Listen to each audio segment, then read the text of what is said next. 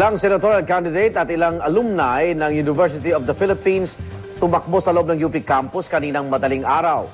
Pagpapakita raw ito ng kanilang matinding pagtutol sa posibleng pagtatalaga ni Pangulong Arroyo ng bagong Chief Justice.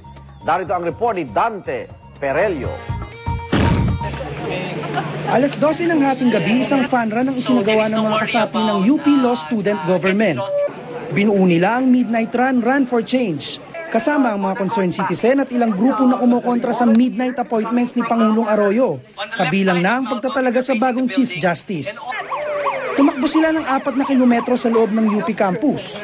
Nakilahok din sina Senadora Pia Cayetano at senatorial candidates Adel Tamano at Gilbert Rimulya na pawang mga alumni ng UP. Ang ilang miyembro ng JBC na magtatransmit daw sila ng listahan sa Pangulo.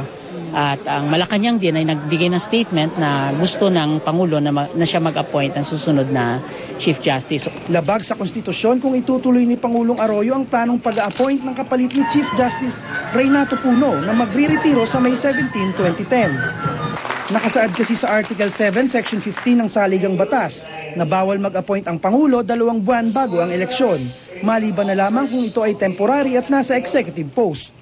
Bakit ba napaka-importante na i-appoint din niya ang Chief Justice? Is it a matter of control? Gusto ba ng ating presidente na pag-alis niya, kontrolado niya kung sino ang Supreme Court Justice? Whoever will be the appointed na Chief Justice by her na midnight appointment, habang buhay yan, mababansagan siya. Tuta to ni GMA, bata to ni GMA. Sakaling hindi raw pakinggan ng palasyo ang kanilang panawagan, isa kami sa mga magpepetisyon sa Supreme Court ukol dito sa gagawing midnight appointment kung matutuloy. No? Dahil hindi kami naniniwala ito ay dapat mangyari. Natapos ang protesta sa pagguhit sa mensaheng no to midnight appointments gamit ang mga kandila. Pero dati nang sinabi ng kaalyado ng Pangulo na si Congressman Matt Defensor na miyembro rin ng Judicial Bar Council na di dapat mabakante ang posisyon ng pinuno ng hudikatura, na siyang ulo rin ng Presidential Electoral Tribunal na mga ngasiwa sakaling may protesta sa pagkakahalal sa bagong presidente at vice-presidente. Para sa unang balita, Dante Perelio reporting. At kaunay po ng balita ngayon, makausap natin si Deputy Presidential Spokesperson Gary Olivar. Yusek Olivar, good morning. Good morning po sa inyo. Good morning sa inyo mga viewers pa. Opo. Anong reaksyon ng palasyo dito po sa midnight run na isinagawa ng ilang estudyante ng UP, sinuporta ng ilang senatorial candidate kaugnay ng pagtutol na mag-appoint nga po si Pangulo ng bagong Chief Justice? Well, alam po ninyo, this has been going on for some time na marami po nagbili on different sides of the issue. Ito pong lahat ay pinakikinggan at pinag-aaralan ni Pangulo, and when the time comes, gagawa po siya ng karampatang decision. So ngayon wala pang pinal na posisyon kung mag-a-appoint siya o hindi, Yusek?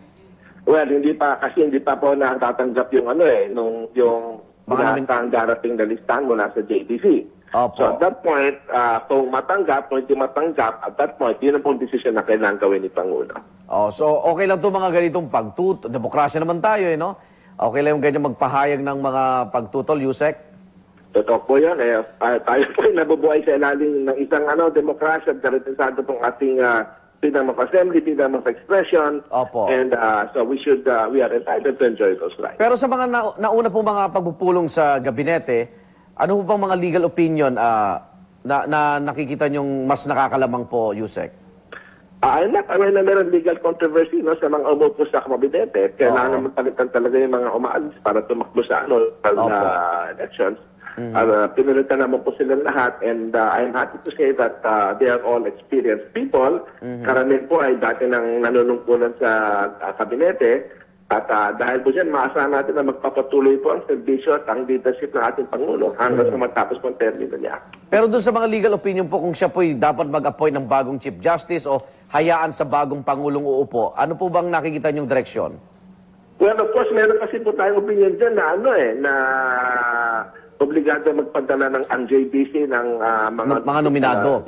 Pangulo. Opo. At meron pa nga po nagsasabi sa atin na kahit hindi magpadala ang JBC, sapagkat napaka-importante po para sa bayan, may karapatan po si Pangulo na magpatuloy at humirang ng bagong ng Chief Justice o mag-nominate ng bagong Chief Justice. So, as I said, marami po tayong opinion na tatanggap at pinag-aaral po natin ito ni Pangulo. Okay. Yusek, mahabol ko lang po yung power crisis sa Mindanao. So, Apa. hindi na huhintay ng Pangulo na mag-special session. Pwede na niyang i-bypass yung Kongreso dyan? Well, alam po ninyo, kailangan pong umaksyon ng Pangulo, kailangan bigyan ng solusyon ng problema ito. No? So, Opo. one of the things we're looking at is whatever we can do, ano pa magagawa natin kahit hindi mo magtawag ng special session kasi nga po, marami nangangapanya sa ating mga congressman at senators. Opo.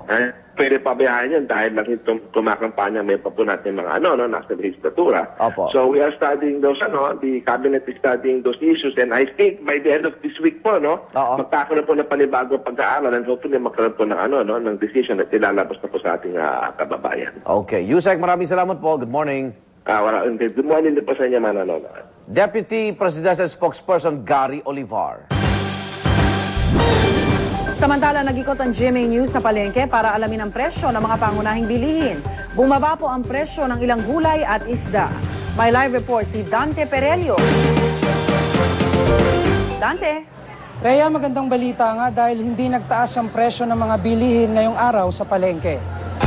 Sa Commonwealth Market, nananatili ang presyo ng mga karne. Ang baboy nasa 170 to 180 pa rin ang kilo. Ang baka 240 to 250 pa rin ang kilo. Ang manok naman naglalaro pa rin sa 110 to 120 pesos. Sa mga gulay, mas bumaba pa ang presyo tulad ng Baguio beans na dating 60 ang kilo, ngayon ay 50 na lang. Ang siling Baguio dating 120 ang kilo, ngayon ay 80 pesos na lang. Nananatili naman sa presyo ang iba tulad ng repolyo, sayote at pechay Baguio na nasa 30 pesos lahat bawat kilo. Sa labanos, ang palaya at carrots nasa 40 pa rin ang kilo.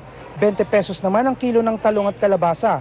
5 piso pa rin ang tali ng kangkong, pechay, mustasa at talbos ng kamote. Sa mga rekado, hindi tumaas ang kamatis na nasa 20 ang kilo, sibuyas na nasa 40 ang kilo at bawang na nasa 90 pesos pa rin.